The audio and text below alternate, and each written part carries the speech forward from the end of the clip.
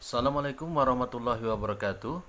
Berjumpa lagi kita dalam perkuliahan komunikasi politik. Kali ini pada pertemuan yang ketiga kita membahas tentang materi yang kedua, yaitu kajian komunikasi politik dalam ranah ilmu komunikasi.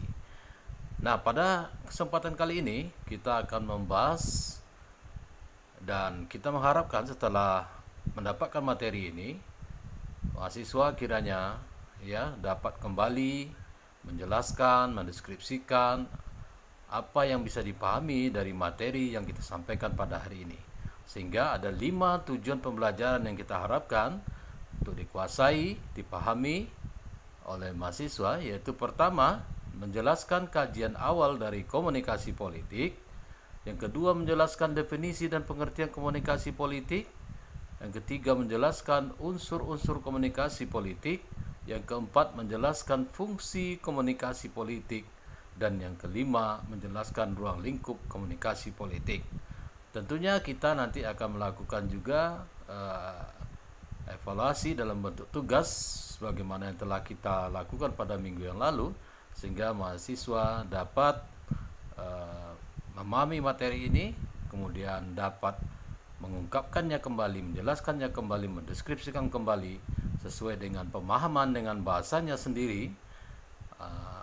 Apa yang menjadi tujuan pembelajaran kita pada hari ini tentunya boleh dipilih ya, antara 1, 2, 3, 4, 5, dan kemudian nanti kita akan coba gabungkan pemahaman mahasiswa ini dalam suatu kelompok, sehingga nanti akan menemukan satu jawaban yang disepakati oleh kelompok itu untuk saling menghargai pendapat temannya secara individu. Baik, langsung saja kita masuk pada hari ini. Topik kita adalah tentang kajian komunikasi politik dalam ranah ilmu komunikasi. Nah, berbicara tentang komunikasi politik ya, terminologi politik tentu sudah ada sejak abad ke-16 ya, sedangkan terminologi komunikasi sudah ada pada pertengahan abad ke-20. Nah, di sini kita tidak berbicara tentang mana yang lebih tua, mana yang lebih muda ya, tapi namanya ilmu selalu berkembang ya, selalu terjadi integrasi keilmuan ya. Jadi terminologi politik itu sudah ada sejak abad ke-16 dan terminologi komunikasi sudah ada pada pertengahan abad ke-20. Nah, namun istilah komunikasi politik sampai pada tahun 1960-an ya masih sulit kita temukan ya. Nah, istilah komunikasi politik biasanya mengingatkan orang pada pengertian yang non akademis dan sangat luas, yakni segala sesuatu yang terkait dengan proses komunikasi dalam percaturan politik praktis. Misalnya kendala yang dihadapi dalam kegiatan politik, cara pelaksanaan demokrasi, pembentukan kepemimpinan, keterbukaan dalam pengambilan keputusan, akses terhadap jalur kekuasaan, konsensus, kritik sosial, dan lain semacamnya. Nah, pengertian seperti itu tentu beda dari konsep komunikasi politik sebagai kajian ilmu sebagaimana kita ketahui sekarang. Nah, kajian komunikasi politik pada awalnya berakar pada ilmu politik, itu tidak bisa dipungkiri. Nah, meskipun penamaan lebih banyak dikenal dengan istilah propaganda. Nah, ini dimulai pada tahun 1922 dengan penelitian dari Ferdinand Tönnies dan Walter Lippmann yang meneliti tentang opini publik pada masyarakat, kemudian dilanjutkan oleh Bagehot, Maine, Beerse, dan Graham Wallace di Inggris yang menelaah peranan pers dan pembentukan opini publik. Nah, bahkan ketika Harold de Lasswell menulis disertasi doktor tentang propaganda, teknik in the World War tahun 1927, nah praktek propaganda berkembang terutama menjelang Perang Dunia Kedua. Ketika Nazi Jerman berhasil melakukan ekspansi dengan gemilang di bawah propaganda Dr. Joseph Goebbels, belajar dari pengalaman itu, maka Amerika Serikat yang tadinya memandang propaganda memiliki konotasi negatif dan amoral, mulai menyadari kegunaannya lalu mengembangkan bidang ini, sehingga menjelang Perang Dunia Kedua, sejumlah pakar dipekerjakan pada Office of War Information di Amerika Serikat, diantaranya Karl Hoeflen, Social Physiology, Kurt Lewin, Social Group, Lucian Pye, Politik, Gordon Allport, Gosip dan Rumor, dan Schramm, Content Analysis. Nah, berkat rintisan Laswell, kita tahu sebagai ilmuwan politik ini ya, bersama Rob the Case dan Bruce L. Mitch, yang kemudian dikembangkan menjadi propaganda, communication, and public opinion tahun 56. Nah, ilmuwan politik lainnya yang memiliki peranan penting dalam disiplin komunikasi dan politik adalah Hilde Solapol, Vauqué, dan Gabriel Alman. Nah, kita lihat bagaimana para ahli-ahli politik ini ya, yang pada awalnya ya sesuai dengan perkembangan dan keilmuan, ya dunia politik berkembang dan tidak mau harus mengikut sertakan ilmu-ilmu komunikasi. Nah, meskipun bahasan tentang peranan media massa dan pendapat umum secara parsial sudah banyak dilakukan untuk mendukung teori dan kekuatan politik, tetapi belum mengarah pada pembentukan studi komunikasi politik. Nah, setelah terjadi debat di antara calon presiden Amerika tahun 60, ditayangkan di televisi, orang mulai banyak memberi perhatian terhadap peranan media dalam mempengaruhi pemilih. Demikian pula dalam memasuki dekade 80-an, terutama sudah terbitnya buku Handbook of Political Communication tahun 81 yang merangkum 9 tulisan tentang media massa dan perilaku politik dengan editor dan De Nimo dan K.R. Sanders. Dalam buku ini disebutkan terdapat beberapa pendekatan dalam studi komunikasi dan politik, termasuk di dalamnya beberapa teori komunikasi yang mempengaruhi khalayak pemilih, misalnya agenda setting politik, M. Cons tahun 81, dan Uses and Gratification, McLeod and Baker tahun 81, analisis retorika dari wacana politik, Bitzer tahun 81, dan efek dari iklan politik, Kite 1981, dalam Swanson 1990. Nah, dengan terbitnya buku Handbook of Political Communication ini, maka pembicaraan tentang studi komunikasi politik mulai mengemuka, disusul terbitnya beberapa buku komunikasi yang membahas tentang peranan media dalam politik. Nah, buku ini sangat menarik ya, Handbook of Political Communication. Ada yang berminat bisa kita share, tapi ya memang bukunya dalam bahasa Inggris. Nah, di Indonesia pada awalnya perhatian untuk membicarakan komunikasi politik justru tumbuh di kalangan para sarjana ilmu politik daripada para sarjana ilmu komunikasi itu sendiri. Tapi tidak terlalu ketinggalan, sebab pertengahan dekade 80-an jurusan ilmu komunikasi sudah mulai banyak mengajarkan studi komunikasi politik. Sekalipun belum fokus dan masih banyak didukung oleh materi opini publik dan efek media massa terhadap perilaku politik. Bahkan tahun 91, majalah Prisma yang menurunkan edisi khusus tentang komunikasi dan kekuasaan politik belum bisa menyentuh substansi bidang ilmu ini. Apa yang dimaksudkan dengan komunikasi politik? Oleh sebab itu, definisi-definisi komunikasi politik yang dibuat pada masa itu nuansanya lebih berat pada perilaku politik dan belum menyentuh secara substansial tentang peranan media massa terhadap penegakan demokrasi, kampanye, dan pemilu. Hal ini bisa dipahami karena sistem politik Indonesia di bawah rezim Soeharto yang kurang memberi peluang berkembangnya kegiatan politik karena orientasi pembangunan dititik beratkan pada sektor pemulihan keamanan, pembangunan ekonomi, dan kesejahteraan bangsa. Kebijakan ini memberi corak tersendiri terhadap politik Indonesia sebagai sistem politik yang tidak sejalan dengan makna dan cita-cita demokrasi yang diajarkan dan dipraktekkan di Amerika Serikat dan negara-negara barat lainnya. Nah, hal lain yang menyebabkan studi komunikasi politik sedikit lambat berkembang di Indonesia disebabkan tekanan rezim Orde Baru yang kurang senang terhadap segala sesuatu yang berbau politik. Tetapi sejak reformasi demokrasi yang mengusung kebebasan untuk mengungkapkan pendapat digulirkan sejak tahun 1998, maka studi komunikasi politik mengalami perkembangan yang sangat pesat dan menjadi studi yang menarik bagi para mahasiswa, bukan saja dari disiplin ilmu komunikasi, tapi juga dari studi ilmu politik dan ilmu hukum.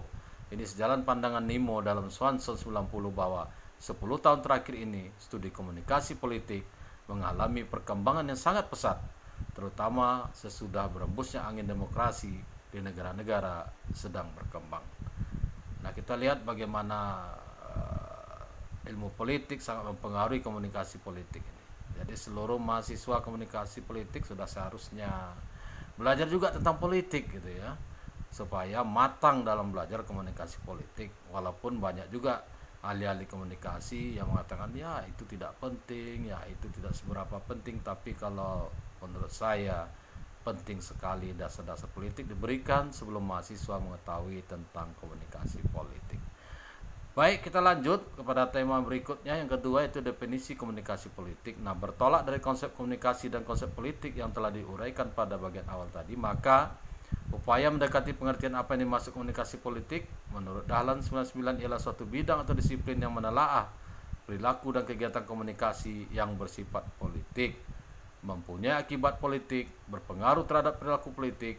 Dengan demikian, pengertian komunikasi politik dapat dirumuskan sebagai suatu proses pengoperan lambang-lambang atau simbol-simbol komunikasi yang berisi pesan-pesan politik dari seseorang atau kelompok kepada orang lain dengan tujuan untuk membuka wawasan atau cara berpikir serta mempengaruhi sikap dan tingkah laku khalayak yang menjadi target politik. Pengertian ini mengikuti format Laswell yang mengatakan bahwa suatu definisi komunikasi sedapat mungkin bisa menjawab who says what to whom, truth, what channel, and what effect. Siapa mengatakan apa, melalui siapa, menggunakan channel apa, dan apa akibatnya. Mido dalam Nemo 2004 juga membuat definisi bahwa political communication refers to any exchange or symbol of message to a significant extent has been shaped by or have consequence for political system. Di sini Mido memberi tekanan bahwa simbol-simbol atau pesan-pesan yang disampaikan itu secara signifikan dibentuk atau memiliki konsekuensi terhadap sistem politik. Tetapi Nemo sendiri yang mengutip Mido dalam bukunya itu hanya memberi tekanan pada pengaturan umat manusia yang dilakukan di bawah kondisi konflik. Sebagaimana disebutkan, communication activity consider political by virtue of its consequence, actual or potential, will regulate human conduct under the condition of conflict. Baik Mido maupun dan Nemo termasuk Gabriel Almond adalah sarjana-sarjana politik keluaran 50-an dengan aliran behavioristik yang melihat politik tidak saja membahas masalah negara, melainkan dalam hubungannya dengan komunikasi, media massa, dan opini publik. Ada juga definisi komunikasi politik lainnya, diantaranya dibuat oleh Fagen, bahwa komunikasi politik adalah segala bentuk aktivitas komunikasi yang terjadi dalam satu sistem politik dan antara sistem tersebut dengan lingkungannya. Cakupannya meliputi studi jaringan komunikasi, organisasi, kelompok media massa, dan saluran-saluran khusus, dan determinan sosial ekonomi dari pola-pola komunikasi yang ada pada sistem yang dimaksud. Nah, kita lanjut ya. Jadi komunikasi politik menurut McNair adalah murni membicarakan tentang alokasi sumber daya publik yang memiliki nilai, apakah itu nilai kekuasaan atau nilai ekonomi. Petugas yang memiliki kewenangan untuk memberi kekuasaan dan keputusan dalam pembuatan undang-undang atau aturan, apakah itu legislatif, eksekutif, serta sanksi-sanksi, apakah itu dalam bentuk hadiah atau denda. Untuk menghindari kajian komunikasi politik itu tidak hanya bicara tentang kekuasaan, maka Doris Graeber mengingatkan dalam tulisannya Political Language 81 bahwa komunikasi politik tidak hanya retorika, tetapi juga mencakup simbol-simbol bahasa seperti bahasa tubuh, serta tindakan-tindakan politik seperti boikot, protes, dan unjuk rasa. Nah, dari pengertian di atas maka jelaslah komunikasi politik adalah suatu proses komunikasi yang memiliki implikasi atau konsekuensi terhadap aktivitas politik. Faktor ini pula lah yang membedakan dengan disiplin komunikasi lainnya seperti komunikasi pembangunan, komunikasi pendidikan, komunikasi bisnis, komunikasi antar budaya, komunikasi organisasi, komunikasi keluarga, dan lain semacamnya. Perbedaan itu terletak pada isi pesan. Artinya, komunikasi politik memiliki pesan yang bermuatan politik, sementara komunikasi pendidikan memiliki pesan yang bermuatan masalah pendidikan. Jadi untuk membedakan antara satu disiplin dengan disiplin lainnya adalah ilmu komunikasi terletak pada sifat atau isi pesannya. Oleh sebab itu, studi komunikasi politik memberi tekanan kepada pesan-pesan yang mempengaruhi khalayak pemilih, terutama dari pesan-pesan politik, misalnya pidato dari kandidat atau presiden, efektivitas strategi pencitraan yang dibuat dalam iklan kampanye, dan nilai informasi dari berita-berita yang menyangkut bidang pemerintahan dan partai politik. Selanjutnya kita bahas filosofi komunikasi politik, karena politik adalah pengambilan keputusan bukan untuk kepentingan perorangan, melainkan untuk kepentingan orang banyak, maka cita-cita politik harus diarahkan untuk menciptakan individu yang memiliki komitmen untuk menjadi negarawan. Oleh karena negarawan hanya bisa dicapai melalui keikhlasan dan kejujuran, maka komunikasi politik memiliki filosofi, yakni pendayagunaan sumber daya komunikasi, apakah itu sumber daya manusia, infrastruktur maupun piranti lunak, untuk mendorong terwujudnya sistem politik yang mengusung demokrasi, di mana kekuasaan menjalankan pemerintahan ada di tangan pemenang pemilu mayoritas dengan melindungi hak-hak golongan yang kalah minoritas. Dengan demikian, demokrasi menjadi cita-cita yang luhur sesuai dengan hati nurani, sehingga dapat diabdikan untuk kepentingan semua pihak, baik yang kalah maupun yang menang, dalam membangun suatu kebersamaan menuju tujuan bersama. Ya, jadi kaitan yang sangat erat sekali antara komunikasi politik dengan sistem politik. Apa jadinya kalau mahasiswa tidak belajar sistem politik? Ya, kita nggak tahu, Allahu a'lam bishawab. Baik, selanjutnya kita bicara tentang unsur komunikasi politik. Tentu mahasiswa ilmu komunikasi sudah mengetahui ya unsur-unsur dari komunikasi politik. Ya, tentu unsurnya sama, yaitu komunikator, pesan, media, saluran, penerima, dan efek. Ya, tentu dalam hal ini adalah komunikator politik. Kita bicara komunikasi politik, komunikatornya adalah komunikator politik. Siapa itu? Yaitu tidak hanya menyangkut partai politik, tapi juga lembaga pemerintahan, ya, jadi legislatif, eksekutif. Ya. Dengan demikian, sumber atau komunikator politik adalah mereka yang dapat berinformasi tentang hal-hal yang mengandung makna atau bobot politik. Bisa presiden, menteri, DPR, MPR, KPU, gubernur, bupati, wali kota, ya, DPRD, politisi, fungsionaris partai, fungsionaris LSM, dan kelompok-kelompok penekan dalam masyarakat yang bisa mempengaruhi jalannya pemerintahan. Selanjutnya kita bicara tentang pesan politik, ya. Pesannya adalah pesan politik, yaitu pernyataan disampaikan baik secara tertulis maupun tidak tertulis, baik secara verbal maupun non-verbal, tersembunyi maupun terang-terangan, baik yang disadari ataupun tidak disadari, yang isinya mengandung bobot politik, misalnya pidato politik, undang-undang kepartaian, undang-undang pemilu, pernyataan politik, artikel isi buku atau brosur, berita, surat kabar, radio, televisi, internet yang berisi ulasan politik dan pemerintahan, puisi politik, spanduk atau baliho, iklan politik, propaganda, perang urat saraf, makna logo, warna baju atau bendera, bahasa badan, body language, dan semacamnya. Next, selanjutnya saluran dan atau media politik. Alat atau sarana yang digunakan oleh para komunikator, ya, dalam menyampaikan pesan politiknya. Misalnya menggunakan media cetak, surat kabar, tabloid, buku, media elektronik, film, radio, televisi, video, komputer, internet, media leaflet, brosur, selebaran, stiker, buletin, atau outdoor, ya, seperti baliho, spanduk, reklame, elektronik, board, dan sebagainya. Ya, segala sesuatunya yang bisa digunakan untuk membangun citra, ya, image building, ya, saluran komunikasi kelompok partai politik, organisasi profesi, ikatan alumni, organisasi sosial keagamaan, Karang Taruna, kelompok pengajian, dan sebagainya, ya. Jadi saluran komunikasi sosial bisa juga melalui acara-acara di pesta perkawinan, sunatan, arisan, pertunjukan wayang, pesta rakyat, rumah ronda, sumur umum, pesta tani, dan sebagainya. Kemudian sasaran target politik, ya. Sasaran adalah anggota masyarakat yang diharapkan dapat memberikan dukungan dalam bentuk pemberian suara kepada partai atau kandidat dalam pemilihan umum. Mereka adalah pengusaha, pegawai negeri, mestinya tidak memilih jika tidak punya hak untuk dipilih, buruh, pemuda, perempuan, ibu rumah tangga, pensiun, dan sebagainya, yang berhak memilih, maupun pelajar dan siswa yang akan memilih setelah cukup usia. Kemudian pengaruh atau efek komunikasi politik. Tentu efek komunikasi politik diharapkan terciptanya pemahaman terhadap sistem pemerintahan dan partai-partai politik, di mana nuansanya akan bermuara pada pemberian suara dalam pemilihan umum. Pemberian suara ini sangat menentukan terpilih tidaknya seorang kandidat untuk posisi mulai dari tingkat presiden, wakil presiden, anggota DPR, MPR, gubernur dan wakil gubernur, bupati dan wakil bupati, wali kota dan wakil wali kota, sampai pada tingkat DPRD. Selanjutnya, fungsi komunikasi politik. Nah, kita tidak bisa membayangkan bahwa bagaimana sistem politik bisa bekerja, ya, kalau tidak ada komunikasi politik. Sebagai disiplin ilmu, maka komunikasi politik menurut McNair memiliki 5 fungsi dasar. Yang pertama, memberikan informasi kepada masyarakat apa yang terjadi di sekitarnya. Di sini media komunikasi memiliki fungsi pengamatan dan juga fungsi monitoring apa yang terjadi dalam masyarakat. Kedua, mendidik masyarakat terhadap arti dan signifikan fakta yang ada. Di sini para jurnalis diharapkan melihat fakta yang ada sehingga berusaha membuat liputan yang objektif yang bisa mendidik masyarakat atas realitas fakta tersebut. Tiga, menyediakan diri sebagai platform untuk menampung masalah-masalah politik sehingga bisa menjadi wacana dalam membentuk opini publik dan mengembalikan hasil opini itu kepada masyarakat. Dengan cara demikian bisa memberi arti dan nilai pada usaha penegakan demokrasi. Keempat, membuat publikasi yang ditujukan kepada pemerintah dan lembaga-lembaga politik. Di sini media bisa berfungsi sebagai watchdog sebagaimana pernah terjadi dalam kasus mundurnya Nixon sebagai presiden Amerika karena terlibat dalam kasus Watergate.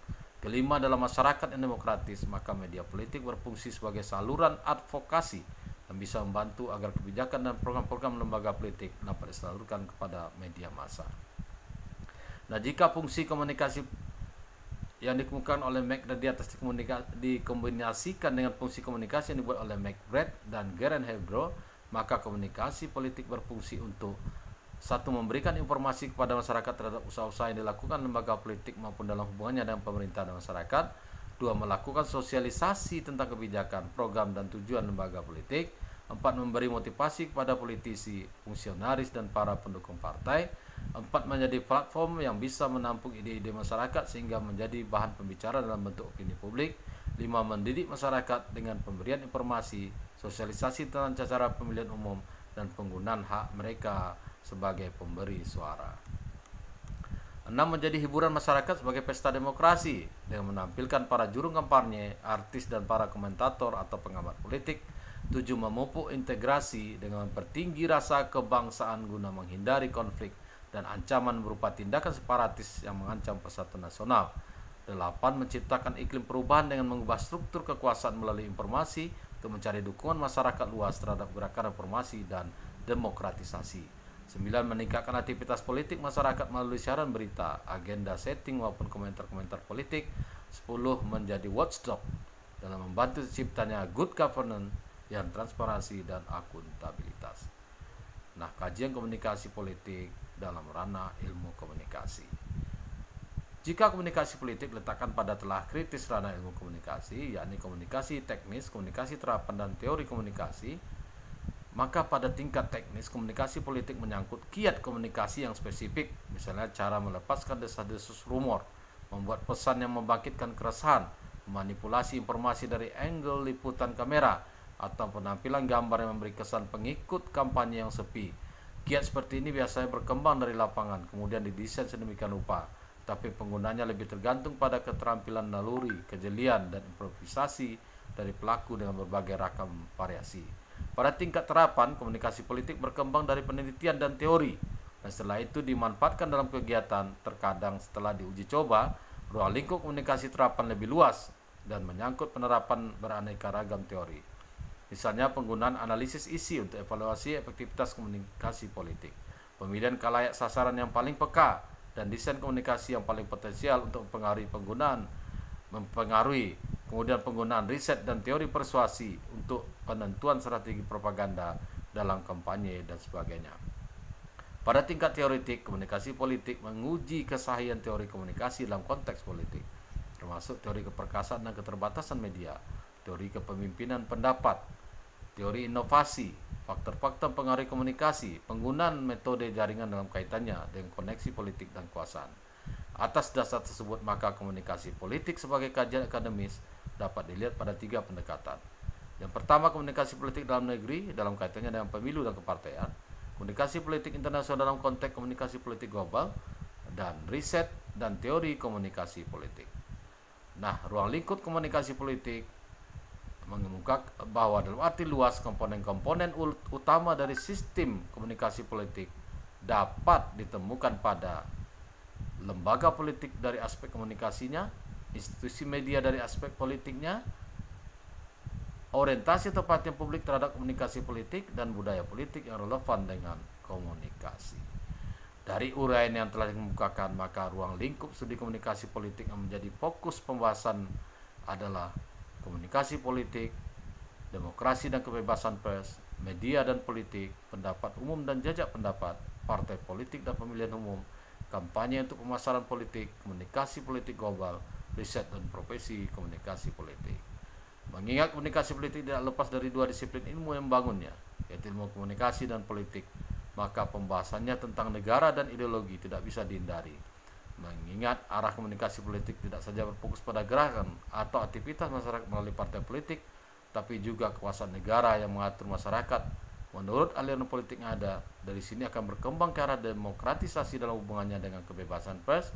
Dengan demikian, bahasa komunikasi politik tidak hanya terbatas pada kajian media, melainkan dalam konteks yang lebih luas. Komunikasi politik bergerak melebar tidak saja pada pesan-pesan komunikasi, tapi juga institusi politik, partai politik, serta sistem dan budaya politik dari suatu masyarakat, yakni bagaimana institusi politik termasuk media mempengaruhi aktivitas pemilu, bagaimana isi media dalam kampanye politik, bagaimana media mempengaruhi perhatian politik dari masyarakat, agenda setting, bagaimana media mempolitisasi publik, political learning, dan kapan publik mau menerima pesan-pesan politik, use and gratification. Dengan meluasnya cakupan komunikasi politik, maka ia akan menjadi bahan studi yang lebih komprehensif, baik untuk mahasiswa yang mengambil bidang studi ilmu politik dan ilmu komunikasi, maupun untuk para pekerja media, aktor politik, pengamat politik, dan fungsionaris lembaga-lembaga politik.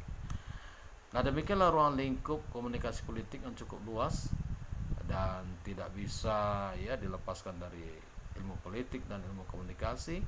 Oleh karena itu, maka perlu pemahaman yang sangat mendalam apa yang telah disampaikan tadi, sehingga pada mahasiswa dapat kembali mengungkapkan, dapat kembali menjelaskan tujuan pembelajaran kita pada hari ini mencakup 5 hal saja, yaitu menjelaskan kajian awal dari komunikasi politik, menjelaskan definisi dan pengertian komunikasi politik, menjelaskan unsur-unsur komunikasi politik, menjelaskan fungsi komunikasi politik, menjelaskan ruang lingkup komunikasi politik. Silakan disesuaikan dengan pemahamannya untuk menjadi tugasnya, sehingga nanti di kelas bisa kita diskusikan dengan teman-temannya dalam satu kelompok untuk menyatukan berbagai macam pendapat yang berbeda dan menyepakati jawaban untuk kesempurnaan jawaban dalam satu kelompok.